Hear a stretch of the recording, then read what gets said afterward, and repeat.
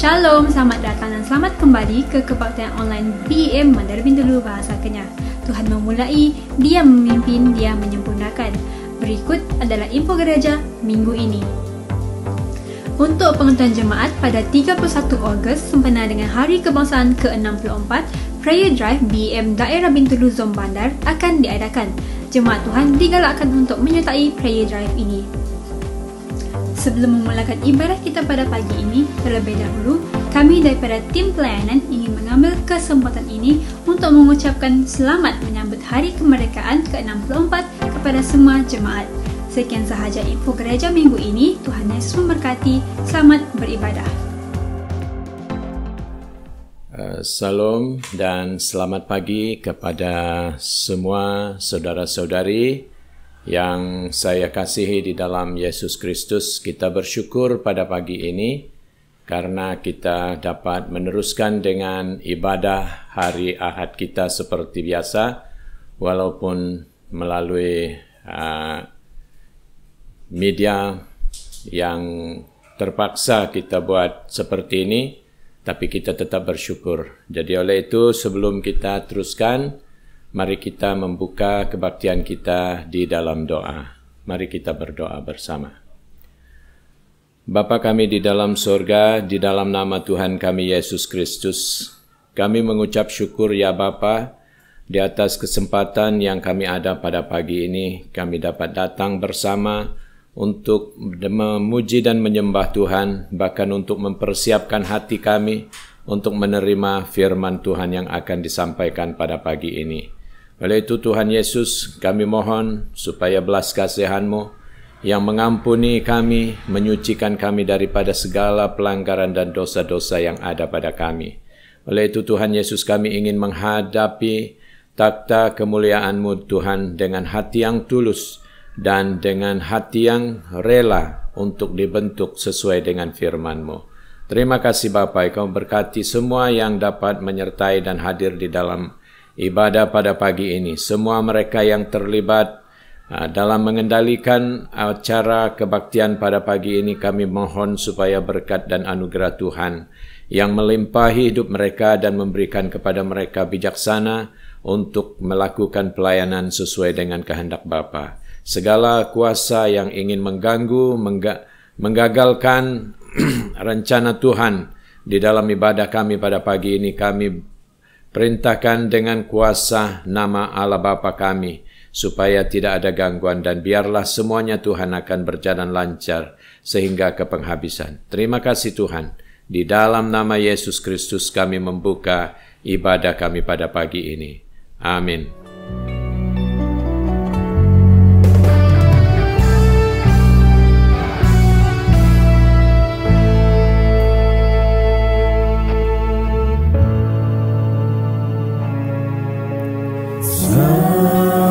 Musim berlalu, namun Kau selalu peliharaku.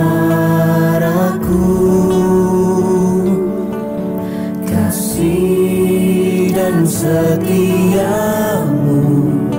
tak pernah layu di hidupku. Lebih luas dari samudra kebaikan-Mu Bapa, takkan habis di hidupku. Lebih tinggi dari cakrawala, tak terbatas kasih-Mu. Sungguh ku bersyukur.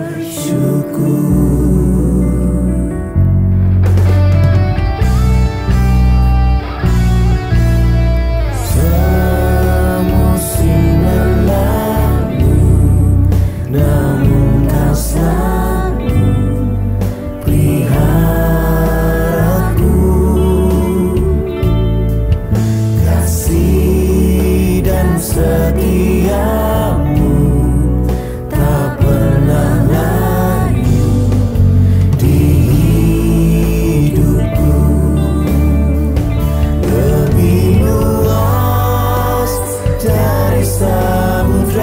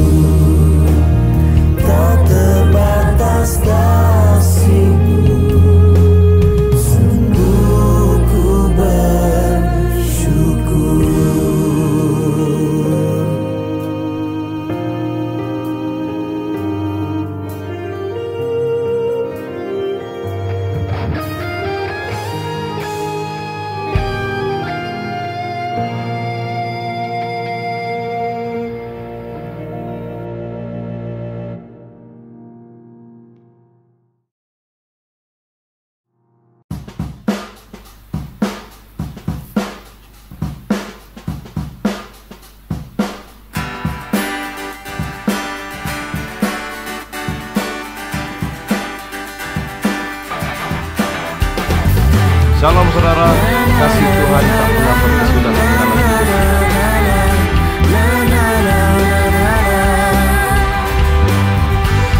Mari kita menaikkan ucapan syukur kita pada Tuhan melalui puji-pujian dan sembah kita pada Tuhan. Amin saudara. Haleluya, ku memuji-Mu Tuhan, karena kasih-Mu tak berkesudahan. Biar yang bernafas memuji Sang Raja, di atas gunung dan di dalam samudra. Tanganku ku angkat padamu, mensyukuri rahmat yang Kau beri. Kakiku melompat bagimu, sebab rahmat-Mu baru setiap pagi. Bersyukurlah kepada Tuhan, sebab Dia baik, sebab Dia baik. Kawasannya untuk selamanya, kasih setianya, kasih setianya. Na na na na na, na na na na na, na na na na na na.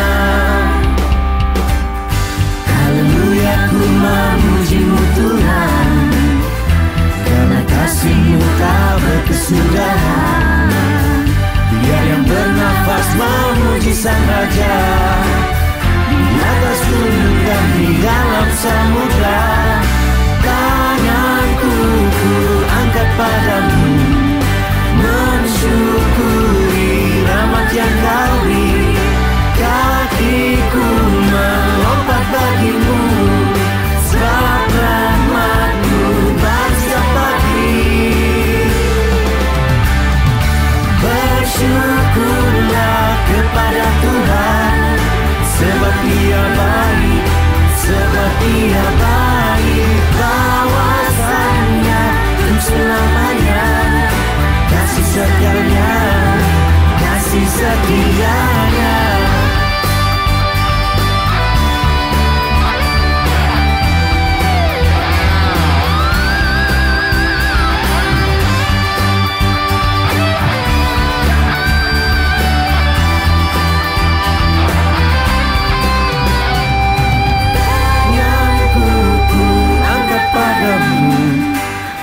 Mensyukuri rahmat yang Kau beri. Kakiku melompat bagimu, sebab rahmat-Mu baru setiap pagi. Bersyukurlah kepada Tuhan, sebab Dia baik, sebab Dia baik. Kawasannya untuk selamanya, kasih setianya, kasih setianya.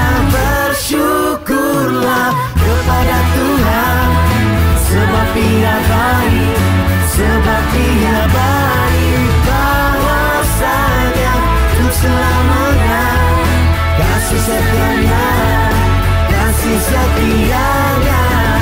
Na na na na na, na na na na na, na na na na na.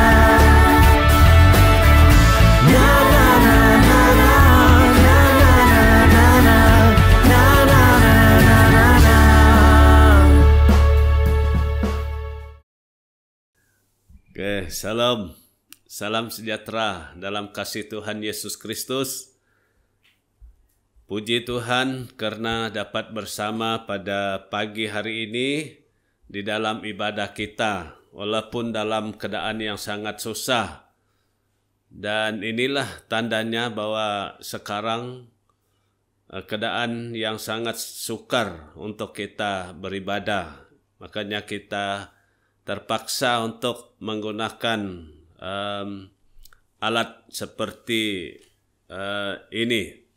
Jadi walau bagaimanapun kita bersyukur kepada Tuhan karena Tuhan membuka jalan untuk kita dan tidak ada yang dapat menghalang kita walaupun keadaan yang sangat sukar seperti ini. Jadi kita puji Tuhan.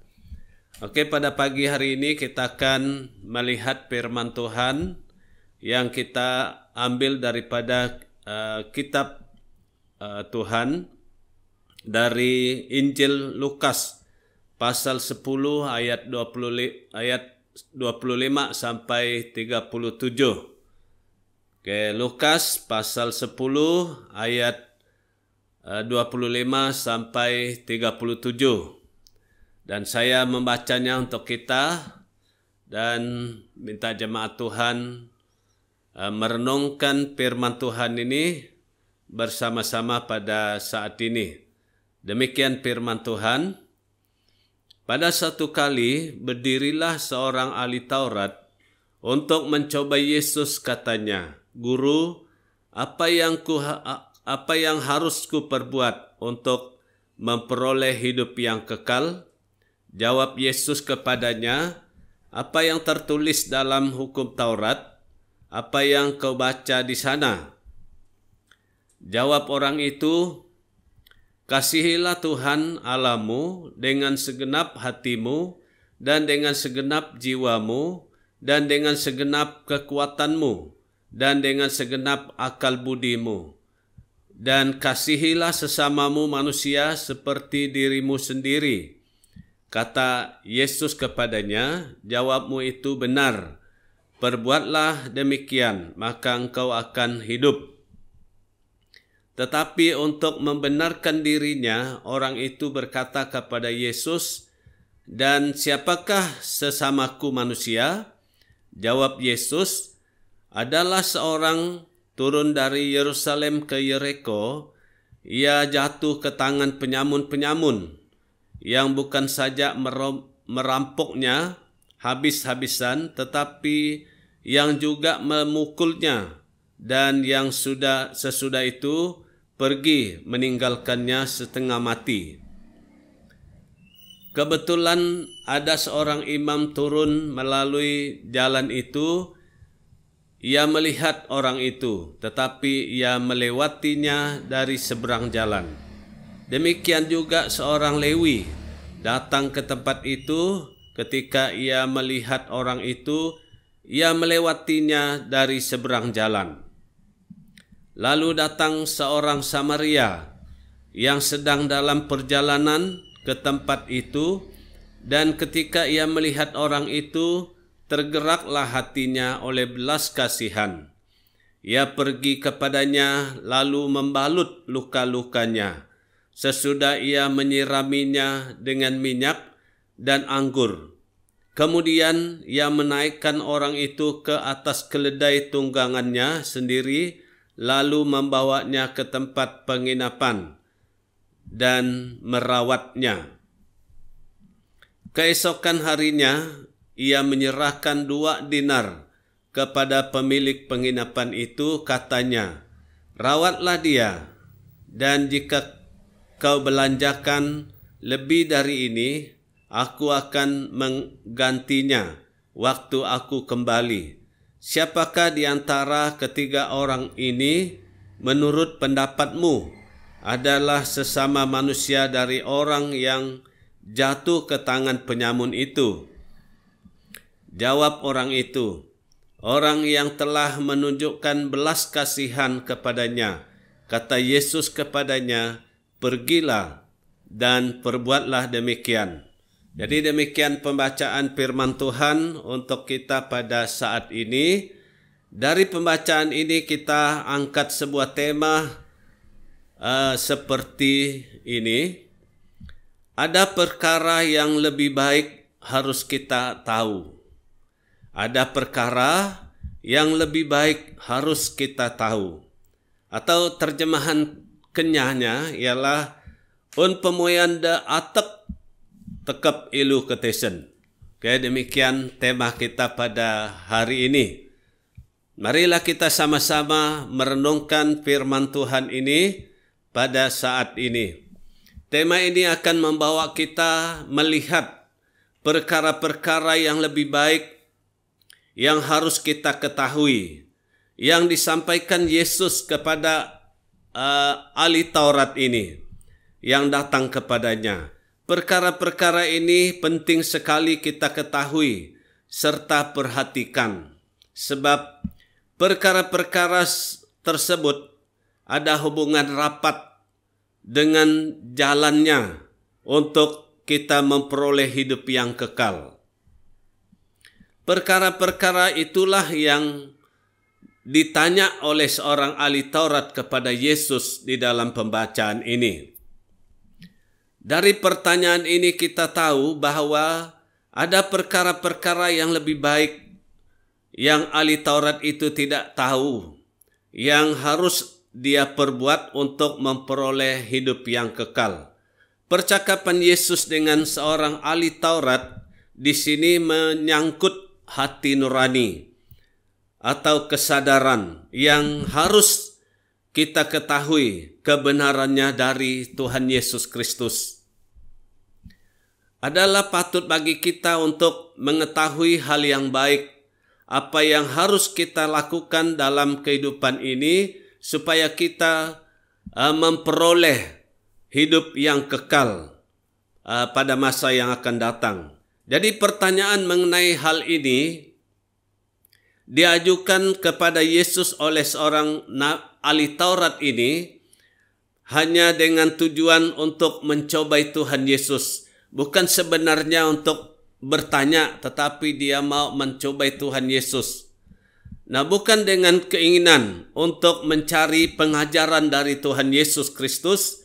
Jadi ahli Taurat ini berdiri dan bertanya kepada Yesus, "Guru, apa yang harus kuperbuat untuk memperoleh hidup yang kekal?" Katanya. Dia harap mendapatkan sesuatu petunjuk dari Yesus melalui pertanyaannya ini. Jika Yesus tidak mempunyai sesuatu petunjuk khusus baginya, maka ahli Taurat akan mengatakan bahwa ajaran Yesus tidak ada gunanya. Ya.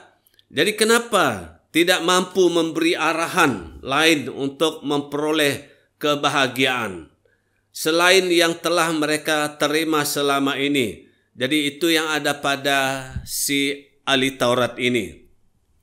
Pertanyaan ahli Taurat kepada Yesus suatu pertanyaan yang sangat bagus. Apa yang harus kuperbuat, katanya, untuk memperoleh hidup yang kekal? Karena dia tanya tentang hidup yang kekal dan bagaimana dia mendapat hidup yang kekal. Namun pertanyaan ini kehilangan sisi baiknya sebab diajukan dengan niat yang tidak baik. Perhatikan, tidak cukup untuk sekadar membicarakan dan bertanya mengenai perkara tentang Tuhan Allah. Kita harus melakukannya dengan semestinya. Jadi ini yang kita lihat dalam pembacaan ini. Jika kita membicarakan tentang hidup kekal dan jalan untuk memperoleh hidup dengan cara yang ceroboh atau tidak sopan, semata-mata sebagai bahan percakapan biasa-biasa saja, apalagi sampai dijadikan bahan pertengkaran. Ini sangat tidak baik ya di hadapan Tuhan.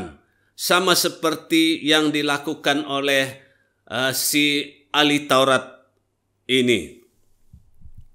Yesus menjawab ahli Taurat dengan sebuah pertanyaan dan mengatakan, "Apa yang tertulis di dalam hukum Taurat?" Kata Yesus, "Apa yang kau baca di sana?" Ayat 26. Ahli Taurat datang dengan maksud untuk memberikan pengajaran agama kepada Yesus. Namun yang terjadi sebaliknya, Yesus mengajar dia, membuat dia mengenal dirinya sendiri. Sebenarnya ahli Taurat ini mau mengajar Yesus tentang agama. Namun sebaliknya yang terjadi, Yesus mengajar dia sadar dalam dirinya karena apa yang Yesus sampaikan kepadanya. Saudara perhatikanlah, nah dalam perjalanan kita menuju ke surga, sungguh bermanfaat bagi kita untuk memikirkan apa yang tertulis di dalam Alkitab dan apa yang kita baca di sana dan kita perlu melakukannya. Jadi sesuai dengan tema kita pada hari ini, inilah yang harus kita tahu ya daripada pembacaan ini. Yang pertama kita akan lihat di sini apa yang harus kita tahu, seperti tadi dia katakan ada yang perlu kita tahu yang lebih baik daripada apa yang kita perbuat. Yang pertama di sini ialah harus kita tahu apa yang tertulis dalam firman Tuhan. Perlu kita paham dalam firman Tuhan. Karena tadi ahli Taurat ini dia tahu ada yang dia tahu dalam hukum Tuhan, dalam firman Tuhan, namun dia tidak mengertinya. Jadi ini akan kita lihat di sini. Jawab Yesus kepadanya, apa yang tertulis dalam hukum Taurat atau apa yang tertulis dalam firman Tuhan? Katanya, apa yang kau baca di sana? Sebenarnya dia sudah membacanya tetapi dia tidak paham apa yang dia baca. Yesus mau ahli Taurat kembali kepada Alkitab atau firman Tuhan. Karena dia sudah tanya Yesus apa yang harus dia perbuat untuk memperoleh hidup yang kekal. Jadi Yesus suruh dia kembali melihat kepada firman Tuhan. Yesus mau ahli Taurat mengikuti jalan yang ditunjukkan kepada kita di dalam firman Tuhan. Jadi ini yang kita lihat yang pertama. Sungguh rahmat yang besar. Katanya di sini bahwa kita sudah memiliki firman Tuhan atau hukum yang tertulis, yaitu Alkitab. Sehingga kita memiliki dengan pasti dan juga dapat menyebarkannya kepada orang lain. Kita sudah memiliki firman Tuhan dan kita perlu menyebarkannya kepada orang lain. Sudah menjadi kewajiban bagi kita untuk membacanya. Ini perlu kita membaca Alkitab. Membacanya dengan penuh pengertian dan menyimpan apa yang telah kita baca itu. Kita membaca dengan penuh pengertian dan kita perlu menyimpannya dalam hati kita apa yang kita sudah baca. Sehingga ketika datang kesempatan bagi kita untuk menceritakan itu kepada orang lain, jadi kita boleh memberitahu kepada mereka karena kita sudah menyimpannya dalam hati kita. Jadi inilah yang harus kita tahu dan kerjakan, harus menjadi pegangan kita, peraturan kita dan pedoman bagi kita. Jadi ini yang harus kita tahu di dalam firman Tuhan. Nah, betapa bagusnya penjelasan yang diberikan oleh ahli Taurat tentang hukum itu kepada Tuhan Yesus Kristus. Tentang perintah-perintah utama dan hukum itu yang harus kita lakukan jika ingin mewarisi hidup yang kekal. Ahli Taurat ini menceritakan firman Tuhan kepada Yesus. Itu sebabnya dia menjelas tentang perintah-perintah hukum ini kepada Yesus. Jadi dari sanalah kita akan mewarisi hidup yang kekal. Jadi pertama yang dia bagi tahu di sana ialah tentang mengasihi Allah. Ahli Taurat ini memberitahu kepada Yesus tentang mengasihi Allah. Jadi bagaimana harus kita mengasihi Allah? Mengasihi Allah dengan segenap hati katanya. Jadi bermaksud memandang Allah sebagai yang terbaik dari antara semua yang ada. Ya, kita memandang Allah sebagai yang terbaik dari antara semua yang ada dalam dunia ini. Dia sangat ramah, yaitu Tuhan Allah. Dan dia luar biasa, luar biasa sempurnanya Tuhan. Tidak ada yang sesempurnanya Tuhan ini. Jadi itu yang kita harus tahu di sana. Terhadap Allah lah kita memiliki kewajiban-kewajiban yang besar, Terhadap Tuhan kita ada kewajiban yang besar. Baik dalam memberi syukur kepada Tuhan, kita harus menjunjung tinggi Tuhan dalam hidup kita. Kita harus mengabdikan diri sepenuhnya kepada Tuhan. Jadi itulah maksudnya mengasihi Allah. Kasih kita kepada Allah harus tulus, sepenuh hati dan sungguh-sungguh. Kasih kita kepada Allah harus melebihi kasih atas apapun. Harus dengan segenap hati kita, dengan segenap hati kita, dengan segenap jiwa kita, dengan segenap kekuatan kita. Kita melayani Dia dengan segala sesuatu yang ada pada diri kita. melayani Tuhan dengan segala apa yang ada pada diri kita. Ini bermaksud kita mengasihi Tuhan. Janganlah kita mencintai apapun selain Tuhan, ya. Mengasihi Tuhan berarti kita jangan mencintai apapun selain dari Dia. Apapun yang kita kasihi, katanya di sini, kita harus kasihi demi Allah, ya, demi Tuhan. Apa yang kita kasihi, apa yang kita mengasihi karena kita mengasihi Tuhan.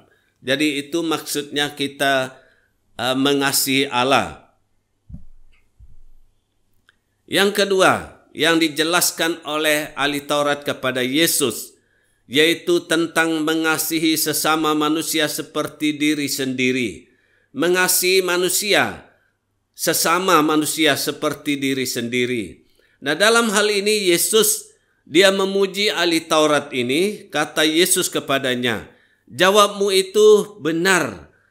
Berbuatlah demikian," katanya, "maka engkau akan hidup." Ayat 28.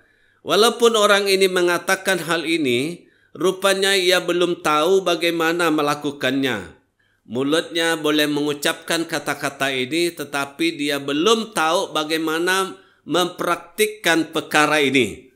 Jadi khususnya mengasihi sesama seperti diri sendiri. Dia belum tahu bagaimana mengasihi manusia sama seperti dirinya sendiri. Itu sebab dia tanya kepada Yesus. Untuk membenarkan dirinya, orang itu berkata kepada Yesus, "Siapakah sesamaku manusia?" Ayat 29. Dia tanya balik kepada Yesus, "Siapakah sesamaku manusia?" Dia belum tahu siapa sesama manusia. Oke, ini akan kita lihat seterusnya. Ini yang kedua, kita harus tahu melakukan firman Tuhan dengan benar, ya. Tadi kita perlu tahu, ya, firman Tuhan. Lihat ke dalam firman Tuhan. Kita sudah baca firman Tuhan, tapi yang kedua ini dia kata kita harus tahu melakukan firman Tuhan dengan benar, ya. Betul-betul kita melakukan firman Tuhan. Ahli Taurat mengatakan, sekali lagi, "Siapakah sesamaku manusia?" Ayat 29.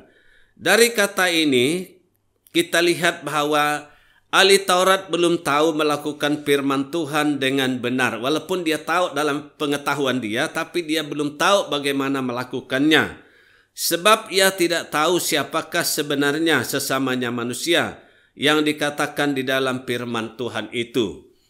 Oke, ini yang kita akan lihat. Kita perlu tahu menerapkan atau mengenakan firman Tuhan yang tertulis ke dalam gaya hidup kita sehari-hari. Kita membaca firman Tuhan dan macam mana kita melakukannya di dalam gaya hidup kita sehari-hari. Nah, kita perlu tahu siapa sebenarnya sesama kita itu yang dimaksudkan di dalam firman Tuhan. Yang menurut perintah terutama yang kedua katanya wajib kita kasihi. Manusia yang wajib kita kasihi. Jadi ini kita lihat di sini. Bagi orang Yahudi kita lihat, bila mereka berkata, "Kasihilah sesamamu manusia," mereka mengecualikan semua orang bukan Yahudi. Jadi rupanya mereka mengasihi mereka sesama. Yang mereka maksud sesama adalah orang Yahudi sesama orang Yahudi. Orang bangsa lain bukan. Jadi itu sebab dia tanya kepada Yesus. Sebab mereka bukanlah sesama mereka. Ya, contohnya ada bangsa lain, suku yang lain. Contohnya orang Yunani. Jadi yang dimaksudkan oleh Yesus di sini menurut dia suruh supaya hanya mengasihi orang Yahudi saja, orang Yunani tidak. Jadi itu maksudnya. Itu sebab dia tidak paham.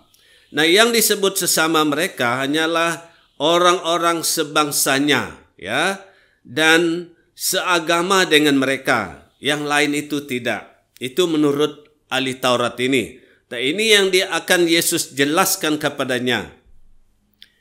Nah, itu sebabnya apabila mereka melihat seorang bukan Yahudi sedang dalam keadaan yang sangat kritikal, mau mati sebenarnya, seperti yang seperti yang kita baca dalam firman Tuhan ini tadi, mereka tidak merasa berkewajiban untuk menyelamatkan nyawanya, ya. Mereka tidak berwajib, tidak rasa mau menolong orang itu. Nah, begitu tidak baik budaya mereka ini pada mereka, ya. Ada satu budaya yang tidak baik dalam hidup dalam orang Yahudi ini, yang sepatutnya tidak demikian, karena mereka memiliki firman Tuhan. Karena kepada merekalah Tuhan memberi firman, karena melalui merekalah Yesus itu dilahirkan. Tidak sepatutnya mereka seperti itu, tetapi apa yang jadi, itulah yang terjadi kepada mereka ini. Nah, di sini Yesus ingin meluruskan gagasan ini atau buah pikiran yang dijadikan seranan ini. Pikiran mereka yang seperti itu, yang tidak manusiawi ini, ya. Yesus ingin meluruskannya dan menunjukkannya melalui sebuah perumpamaan. Oke, kita akan lihat ini. Dengan tujuan supaya mereka tahu bagaimana mereka praktik mengasihi sesama seperti diri sendiri yang sebenarnya menurut firman Tuhan. Oke, kita lihat yang ketiga. Kita harus tahu praktik mengasihi sesama manusia seperti diri sendiri. Ya, ini yang Yesus mau jelaskan kepada ahli Taurat.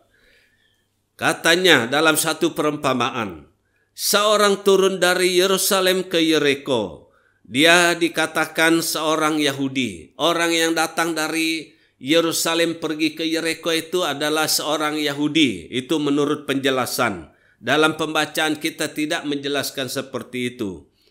Orang ini sedang melakukan perjalanannya untuk melakukan kegiatan yang sah. Orang ini dari Yerusalem ke Yeriko akan melakukan pekerjaan hariannya, yaitu yang dikatakan.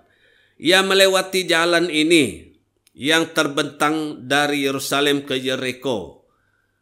Ada perjalanan, ada jalan dari Yerusalem ke Yeriko. Orang ini mengikuti jalan itu.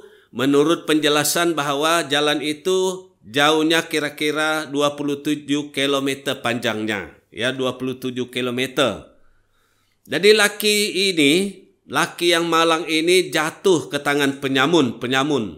Dan waktu dia dalam perjalanan menurut Tuhan Yesus, dalam perumpamaan itu, jadi dia jatuh ke tangan penyamun. Jadi penyamun ini juga tidak diketahui siapa mereka, ya. Tidak tahu siapa mereka, dari mana mereka, suku apa mereka, apakah mereka orang Arab atau orang lain. Dan tidak dikatakan, tidak dijelaskan.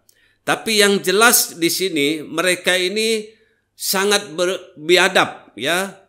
Tidak ada budi bahasa, tidak ada belas kasihan daripada penyamun ini.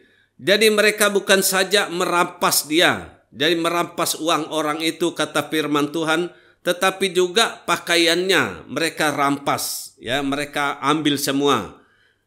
Jadi supaya dia tidak dapat mengejar mereka, ya, supaya orang ini tidak dapat mengejar mereka selepas mereka mengambil barang-barangnya, jadi mereka memukul dia, ya, memukul dia sampai dia hampir-hampir mati, dan kemudian mereka pergi meninggalkan dia setengah mati kata firman Tuhan. Nah, dalam keadaan saat-saat menjelang kematiannya, karena luka-luka yang ada padanya, penyamun itu tidak memiliki sifat perikemanusiaan sama sekali terhadap orang ini. Jadi mereka tinggalkan dia di sana. Ini yang kita lihat dalam perumpamaan untuk Yesus menjelaskan tentang bagaimana mengasihi sesama manusia ini. Kebetulan kata firman Tuhan, ada seorang imam turun melalui jalan itu, karena memang itu jalan imam, ya, dari Yerusalem ke Jeriko, selalu mereka pakai jalan ini.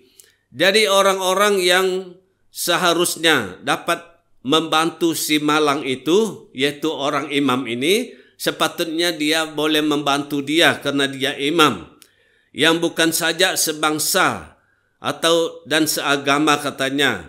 Dan tokoh-tokoh masyarakat yang berkedudukan penting, yaitu imam ini, mereka dianggap orang suci oleh orang lain. Orang anggap imam ini adalah orang suci, orang yang baik, sepatutnya menolong orang yang dirompak oleh penyamun tadi. Mereka lah yang harus bersikap penuh belas kasihan, ya, yaitu imam ini. Tetapi apa yang dikatakan di sini, ia hanya melihat orang itu. Imam itu datang, dia melihat orang yang hampir mati itu di sana, tetapi ia melewatinya dari seberang jalan. Wow, dia pergi dari seberang jalan. Dia tidak ikut jalan lagi. Di sini orang yang mau mati ini dia pergi dari seberang jalan, hanya dia lihat saja. Itu dikatakan dalam firman Tuhan. Jadi artinya ketika melihat kejadian yang menimpa orang itu, ia menjaga, ya, dia menjaga, katanya di sini, menjaga jaraknya sejauh mungkin. Wah, seperti sekarang kita perlu jaga jarak. Ini orang imam ini pun dia jaga jaraknya dengan orang ini. Tak tahu kenapa seperti itu, bukan karena dia jaga COVID, ya. Seakan-akan dia mau lari, ya, itu yang dikatakan di sini. Itu imam ini tadi. Sungguh menyedihkan bila orang-orang yang seharusnya menjadi teladan kemurahan hati justru berperilaku seperti yang sangat jahat ini, ya, dengan orang Arab karena dia seorang imam, ya, orang yang ada nama di dalam adat atau dalam agama. Tetapi apabila dia ketemu dengan orang seperti ini, dia menjaga jarak, ya, dia lari dari jauh. Mereka seharusnya, katanya di sini, menunjukkan rahmat Allah, yaitu imam, ya, dan menyatakan belas kasihan terhadap orang lain. Malah tidak. Jadi ini yang kita lihat daripada orang imam ini. Jadi kemudian juga seorang Lewi datang ke tempat itu, kata firman Tuhan, ketika ia melihat orang itu, ia melewatinya dari seberang jalan, seperti imam tadi juga dia. Tugas seorang Lewi, kita lihat sedikit di sini, adalah dia seorang pembantu para imam, sama kerja dengan imam. Jadi dia seharusnya menunjukkan belas kasihan kepada si malang itu. Tetapi tidak dia sama dengan imam tadi. Jadi sama-sama mereka. Dan dia lihat dan lalu jalan. Tidak buat apa-apa dengan dia. Jadi kemudian dalam cerita ini datanglah seorang Samaria yang sedang dalam perjalanan ke tempat itu. Ya, sama-sama mereka menggunakan jalan itu. Dikatakan seorang asing. Orang Samaria ini adalah seorang orang asing. Katanya, kata firman Tuhan juga sebut seperti itu. Dari suku bangsa yang paling dianggap hina oleh bangsa Yahudi. Mereka berkata kepada orang Samaria, mereka bangsa yang hina. Dan dibenci oleh orang-orang Yahudi. Jadi mereka membenci mereka ini. Jadi orang ini memiliki perikemanusiaan, ya, dalam dirinya. Ayat 33 yang kita baca tadi, ini dia ceritakan Yesus kan orang Yahudi. Diambil perumpamaan ini, diambil orang ini menjadi orang yang baik. Oke. Jadi kita lihat di sini seterusnya. Ketika ia melihat orang itu, yaitu orang Samaria ini, dia melihat orang itu, katanya, tergeraklah hatinya oleh belas kasihan. Ini yang kita lihat daripada orang Samaria. Walaupun si malang seorang Yahudi, katanya, orang yang tidak dapat sama dengan dia, ya, tetapi dia ada belas kasihan dengan dia. Dia seorang manusia. Walaupun dia kata dia seorang orang Yahudi, tapi karena dia seorang manusia, orang Samaria ini begitu mengasihi dia. Jadi yang berada dalam penderitaan, dia lihat dia sungguh menderita. Orang Samaria itu telah tahu mengasihi sesama manusia seperti dirinya sendiri. Ini yang kita lihat daripada orang Samaria. Oleh itu rupanya ia selalu siap untuk menolong siapa saja yang dijumpainya dimanapun. Ini sudah ada dalam hati orang Samaria ini, di mana saja dia akan menjumpai orang-orang yang menderita dalam hidup dia siap untuk menolong mereka. Itu yang sudah ada di dalam hati orang Samaria ini. Jadi belas kasihan yang ada pada orang Samaria ini bukan belas kasihan yang dikatakan di sini berpangku tangan atau tidak buat apa-apa. Dia ada kasih dan dia tidak hanya begitu saja. Jadi katakan di sini, bagi orang Samaria ini tidaklah cukup untuk sekadar melihat dan berkata. Tidak cukup dia melihat. Jadi ini yang Yesus mau kita umat Tuhan tahu, anak Tuhan tahu perkara seperti ini. Bukan sekadar melihat katanya dan berkata, semoga cepat sembuh. Ya, kata seperti itu saja. Semoga ada orang yang menolongmu. Ya, bukan, tidak cukup untuk berkata seperti itu katanya. Tetapi saat hatinya tergerak, ia mengulurkan tangannya kepada orang malang itu. Ya, ketika ada kasih, dia melihat orang yang sakit ini. Jadi dia mengulurkan tangannya kepada orang yang sakit ini. Betapa baik hatinya orang Samaria itu.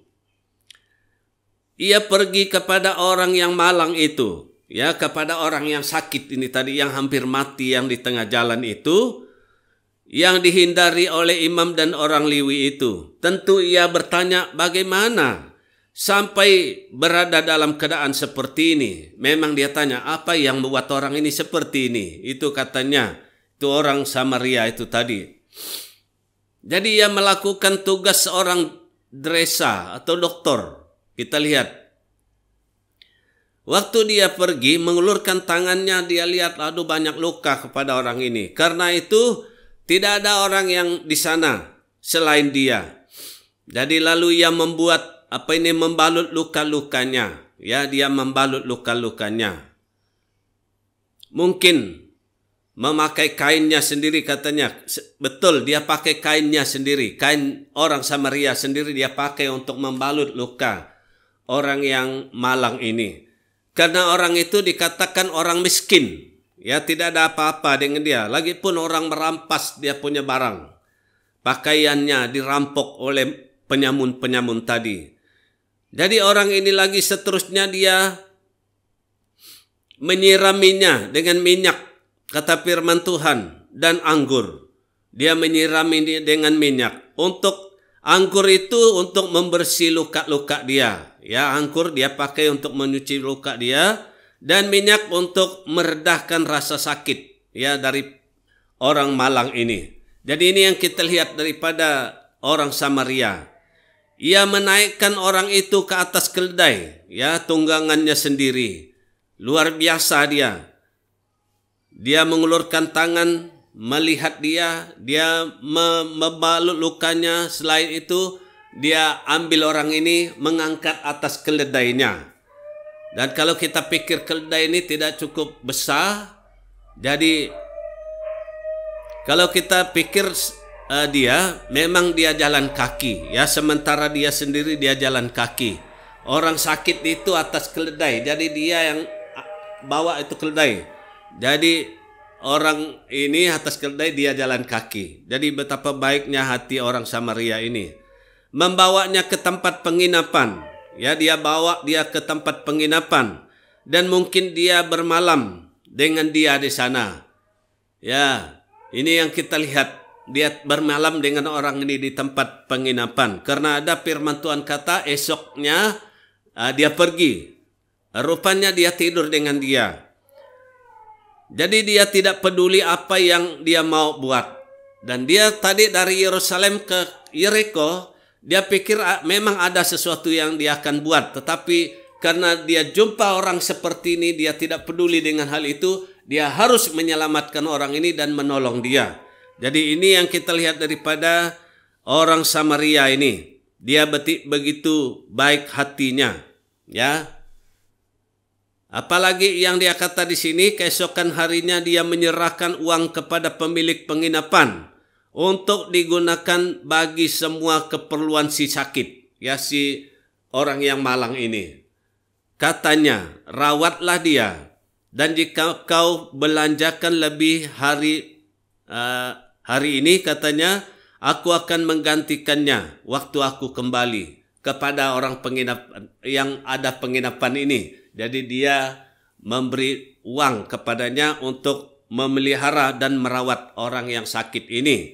Jadi ini yang kita lihat daripada cerita yang dibuat oleh Tuhan Yesus. Jadi ini perlu kita tahu dalam hidup kita sebagai anak Tuhan. Jadi demikianlah kita mengasihi orang-orang seperti kita. Itulah sebab Tuhan Yesus kata dengan dia, Yesus tanya ahli Taurat sekali lagi, dari antara ketiga mereka ini siapakah yang sesama manusia daripada ketiga mereka ini dengan orang yang dirampok penyamun itu, kata Yesus kepada ahli Taurat. Jadi dia berkata orang yang mengasihi dia, yang membuat kasih kepadanya. Jadi itu yang dikatakan oleh orang ahli Taurat ini. Jadi Yesus kata, perbuatlah, pergilah katanya, perbuatlah demikian. Jadi saudara yang kekasih dalam Tuhan, jadi inilah yang harus kita tahu, ya, daripada firman Tuhan. Kita membaca firman Tuhan tidak cukup untuk pengetahuan kalau kita tidak mempraktikkan firman Tuhan itu dengan sesama kita sebagai anak-anak Tuhan. Nah, saudara-saudari, inilah yang harus kita tahu daripada firman Tuhan, yang kita baca di sana, yang kita harus perbuat. Apa yang kita baca dalam firman Tuhan, kita perlu melakukannya dalam hidup kita. Itulah sebabnya Yesus kata dengan orang Farisi ini atau ahli Taurat ini, pergilah dan perbuatlah seperti yang dilakukan orang Samaria itu, katanya. Jadi demikian kepada kita sebagai anak Tuhan. Kita perlu melakukan apa yang dilakukan oleh orang Samaria ini terhadap si malang itu.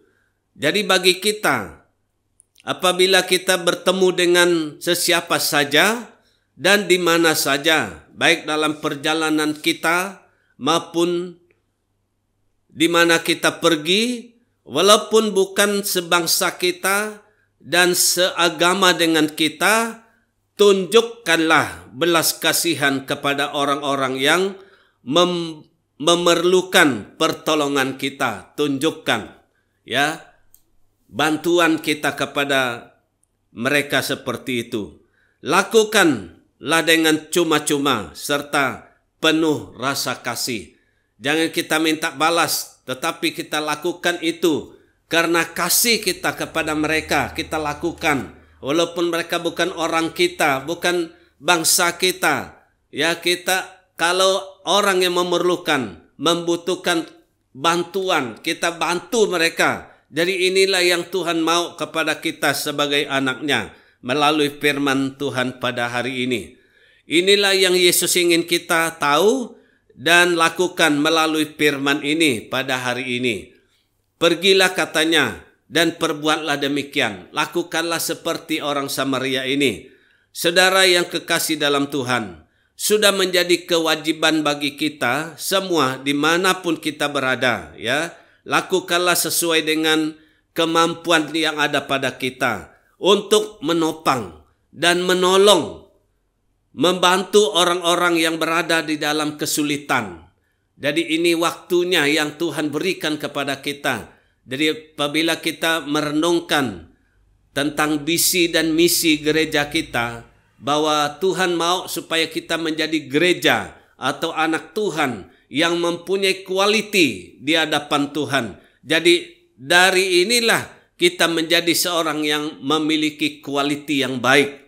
Kalau kita membantu orang lain